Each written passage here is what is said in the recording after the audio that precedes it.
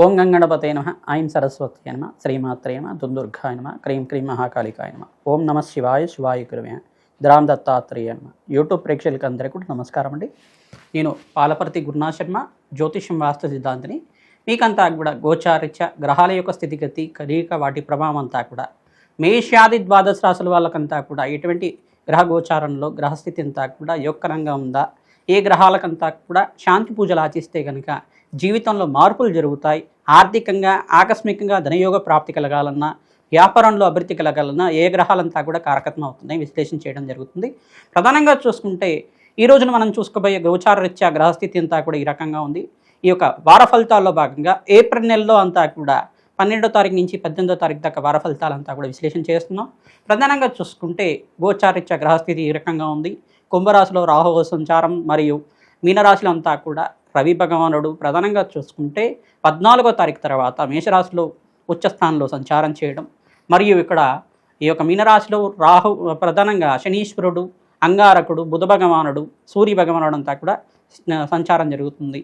శుక్రుడంతా కూడా ఈ యొక్క వార మధ్యలో అంతా కూడా చూసుకుంటే 13వ తారీఖు తర్వాత ఈ యొక్క వృషభ రాశిలో సంచారం చేయడం జరుగుతుంది. ప్రధానంగా చూసుకుంటే ఈ గ్రహస్థితి ఈ రకంగా ఉంది. బృహస్పతి అంతా కూడా మిథున రాశిలో సంచారం చేయడం, మరియు ఈ యొక్క కేతు యొక్క సంచారం అంతా కూడా సింహరాశిలో సంచారం జరుగుతుంది. కాలసర్పదోషంలో ఈ యొక్క గ్రహస్థితి అంతా కూడా కాలసర్ప స్తంభంలో అంతా కూడా ఉంది. ప్రధానంగా చూసుకుంటే కొన్ని రాశుల వాళ్ళకంతా కూడా అదృష్టయోగం కలిసి రావడం కానీ, కొన్ని రాశుల వాళ్ళకంతా కూడా మిశ్రమైన ఫలితాలు రావడం కానీ జరుగుతూ ఉంటాయి. ప్రధానంగా గోచారిత్య గ్రహస్థితి ఏం చెప్తుందంటే కర్మయోగాన్ని అంతా కూడా చెప్తుంది. కర్మ ఫలితాన్నంతా కూడా అనుభవించే విధంగా, కర్మదోషాన్ని నివారణ చేసే విధంగా గ్రహదేవతలంతా కూడా ఈ యొక్క దోషాన్నంతా కూడా పరిష్కారం చేసే విధంగా ఉంటారన్నమాట.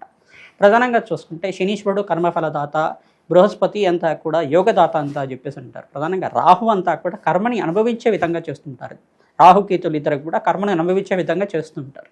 ఈ గోచారిత్య గ్రహస్థితులంతా కూడా చూసుకుంటే వీటికి కేంద్రంగా అంతా కూడా చెప్తూ ఉంటారు. ప్రధానంగా మేషాది ద్వాదశ రాశులు అంతా కూడా ఈ గ్రహస్థితి ఈ రకంగా ఉంది కావున ప్రతినిత్యం కూడా ఇష్టదేవత ఆరాధన చేసుకోవడం, పరమేశ్వరుడికి అభిషేకాది కార్యక్రమాలు చేసుకోవడం, గోమాత సేవ చేసుకోవడం వల్ల రాజయోగ ప్రాప్తి కలుగుతుంది. ప్రతినిత్యం కూడా దత్తాత్రేయ ఆరాధన చేసుకోవడం వల్ల కూడా మంచి ఫలితాలు పొందుతారు.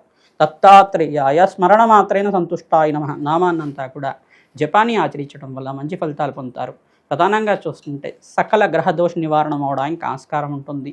ప్రతినిత్యం కూడా అమ్మవారి ఆరాధన, దేవీ భాగవతాన్ని పారాయణం చేసుకోండి. ఖడ్గమన స్తోత్రాన్ని ప్రతినిత్యం కూడా చదవడం కానీ చేయడం కానీ చేయండి. ప్రతినిత్యం కూడా కనకదార స్తోత్రాన్ని 3 సార్లు చదువుకోవడం వల్ల ఆర్థికంగా స్థితిగతులు పెరగడానికి ఆస్కారం ఉంటుంది.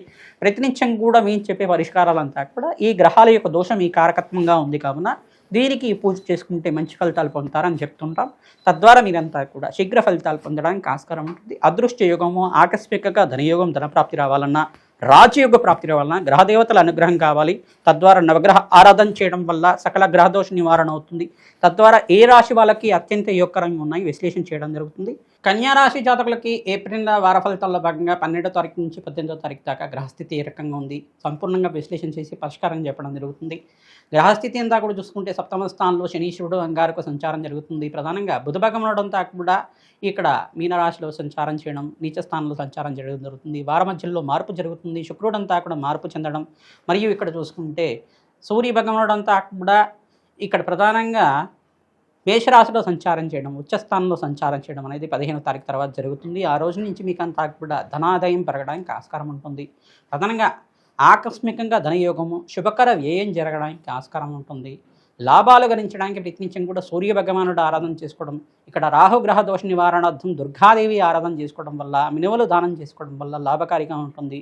ధనాదాయం పెరగడానికి నూతన పెట్టుబడులంతా కూడా పెట్టుకుంటే కనుక 16వ తారీఖు తర్వాత నుంచి యోగకరంగా మారుతుంది. జాతకం అంతా కూడా ఇక్కడ శుక్రుడు, అంగారకుడు మరియు సూర్య భగవానుడు అంతా కూడా యోగకరంగా మారినప్పుడు మంచి ఫలితాలు ఇస్తారు. కావున ప్రధానంగా స్వల్పంగా గ్రహస్థితి మిశ్రమైన ఫలితాలు ఇస్తున్నాయి.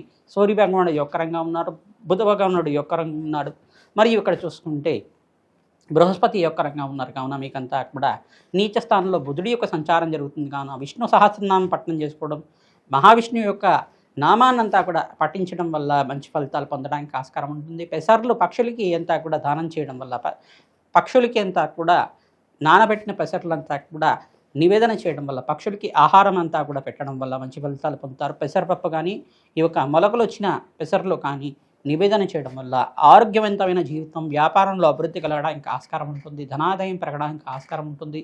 ప్రధానంగా మామిడి చెట్టు దగ్గర కానీ, రావి చెట్టు దగ్గర కానీ ఆవునేతో దీపారాధన చేసి అక్కడంతా కూడా మాతంగేశ్వరి దేవికి ప్రీతికరంగా దేవీ ఖడ్గమాల స్తోత్రాన్నంతా కూడా పఠనం చేసుకోవడం వల్ల ధనాదాయం పెరుగుతుంది, రాజయోగ సిద్ధి కలుగుతుంది. ధనాదాయం పెరగడం వల్ల ఆనందమైన జీవితం జీవించడానికి ఆస్కారం ఉంటుంది. ఆకస్మిక ధనయోగ ప్రాప్తి కలగడానికి ఆస్కారం ఉంటుంది. స్వల్పంగా గ్రహస్థితి మిశ్రమైన ఫలితాలు ఇస్తుంది కావున వారాంతాల్లో మీకంతా కూడా మంచి ఫలితాలు వస్తాయి. నూతన పెట్టుబడి పెట్టుకోవడం వల్ల 16, 17, 18 తారీఖు లోపల మీకంతా కూడా మంచి రాబడి రావడానికి ఆస్కారం ఉంటుంది. దూర ప్రాణాలు చేయడం వల్ల లాభిస్తుంటారు. మంచి స్పెక్యులేషన్ రంగంలో వాళ్ళకి, ఫైనాన్షియల్ బిజినెస్లో రంగం వాళ్ళకి, టెక్స్టైల్ బిజినెస్ రంగంలో వాళ్ళకి, ఆక్వా బిజినెస్ చేసే వాళ్ళకి, ప్రధానంగా ఐటీ రంగంలో వాళ్ళకు లాభాలు గణించడానికి ఆస్కారం ఉంటుంది. ధనాదాయం పెరుగుతుంది. దూర ప్రాణాలు చేయడం వల్ల, బంధుమిత్రుల యొక్క సహాయ సహకారాల వల్ల, మిత్రుల యొక్క సహాయ సహకారం వల్ల మంచి ఫలితాలు పొందడానికి ఆస్కారం ఉంటుంది. శ్రీమాత్రే నమః.